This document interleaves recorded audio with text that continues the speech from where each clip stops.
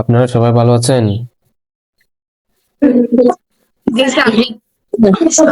আচ্ছা, এখন যাদের ওই দিক থেকে আওয়াজ আসে আপনারা একটু কাইন্ডলি একটু কি করবেন, মিউট করে রাখবেন, ঠিক আছে?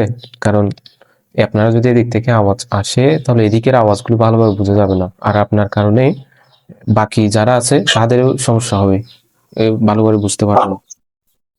আচ্ছা, না আরবি তোমরা আপনারা আলিমে গেলে একটা প্রবাদ পাবেন, জুল গিব্বান তাজদুত হুব্বান, অর্থাৎ বিলম্ব সাক্ষাতে ভালোবাসা বৃদ্ধি পায়। এজন্য আমার দেরি হওয়াতে আমি প্রথমে দুঃখিত। এ, তারপরে এই বিলম্ব যদি হয় তাহলে যে ভালোবাসা বৃদ্ধি পাবে দেখি আপনাদের মনোযোগ কেমন থাকে, ঠিক আছে? তাহলে আমরা শুরু করছি।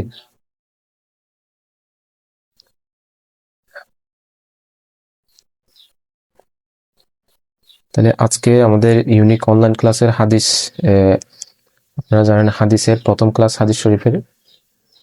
আপনাদের হাদিস শরীফের মধ্যে মাত্র কয়েকটি হাদিস শরীফ আনা হয়েছে। হাদিস শরীফটা মূলত মেশকাত শরীফের কয়েকটা হাদিস আনা হয়েছে। এখানে কিতাবুল আদব কয়েকটা আসছে, আবার এখান থেকে আরো কিছু হাদিস এনে আপনাদের পুরো একটা হাদিস শরীফ একটা ক্লাস হিসেবে দেওয়া হয়েছে। তো আমি ওই দিন বলছিলাম কোরআন মাজিদে আপনারা অজু করে বসবেন। এখন হাদিস শরীফ আর কোরআন কারীম, মাদ্রাসার স্টুডেন্ট হিসেবে এটা আপনাদের অজু থাকাটা কিন্তু আবশ্যক। এখন আপনারা কে অজু করে বসছেন জানি না, কিন্তু অজুটা মাস্ট বি লাগবে আমার ক্লাসে। কারণ তালিমুল মুতাল্লিমের মধ্যে একটা কথা আছে, আল ইলমু নূরুন ওয়াল ওযু নূরুন, অর্থাৎ এলম হচ্ছে নূর আর ওযু হচ্ছে নূর। সুতরাং এলম আর ওযুর এই দুইটা নূর যখন একত্র হবে তখন এলমটা বৃদ্ধি পাবে, মানে আপনার জ্ঞানটা বৃদ্ধি পাবে। এই জন্য সবসময় অজু নিয়ে পড়ার চেষ্টা করবেন, বিশেষত কোরআন কারীম এবং হাদিস শরীফ আকাইদ ফিকা এই ক্লাসগুলোতে আর অজু করে বসবেন, ঠিক আছে? আমরা দাখিল 2026 সালের অ্যান্টিবায়োটিক কোর্সে আজকের প্রথম ক্লাস হচ্ছে হাদিস শরীফের। শেষ পর্যন্ত থাকবেন, আশা করি ফায়দা হবে ইনশাল্লাহ। এরপর দেখেন ক বিভাগে আপনাদের মানবন্ধনটা আমরা একটু করে খেয়াল করব। ক বিভাগের মধ্যে সঠিক উত্তর 40টা লিখতে হবে আপনাদের। 40টার মধ্যে বহু নির্বাচনী প্রশ্ন থাকবে, হাদিস পরিচিত উসুলে হাদিস থেকে 5টি এবং হাদিস শরীফ থেকে 35টি সহ মোট 40টি প্রশ্ন থাকবে। তাহলে হাদিস পরিচিতি এবং উসুলের হাদিস এই অংশ থেকে মাত্র 5টা 90 টিক থাকবে আপনাদের। এরপর হাদিস অংশ যেগুলো আছে আপনাদের সিলেবাসভুক্ত ওইগুলো থেকে 40টা কি আসবে, এমসিকিউ আসবে, এবং 40টার উত্তর লিখতে হবে, 40 নাম্বার থাকবে। খ বিভাগে দেখেন, আমি একটু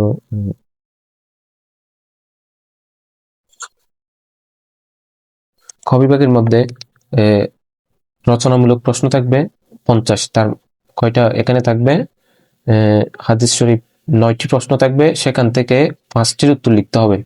প্রশ্নের মান হচ্ছে 10, মানে একটা প্রশ্নের 10 নম্বর করে থাকবে, এবং ওই একটা প্রশ্নের মধ্যে একটার আন্ডারে থাকবে আরো 3টা প্রশ্ন। ক নম্বর দেখেন, হাদিসের অনুবাদ লিখতে হবে আপনাদের। হাদিসের অনুবাদে কিন্তু নাম্বার বেশি থাকবে, 5 নম্বর।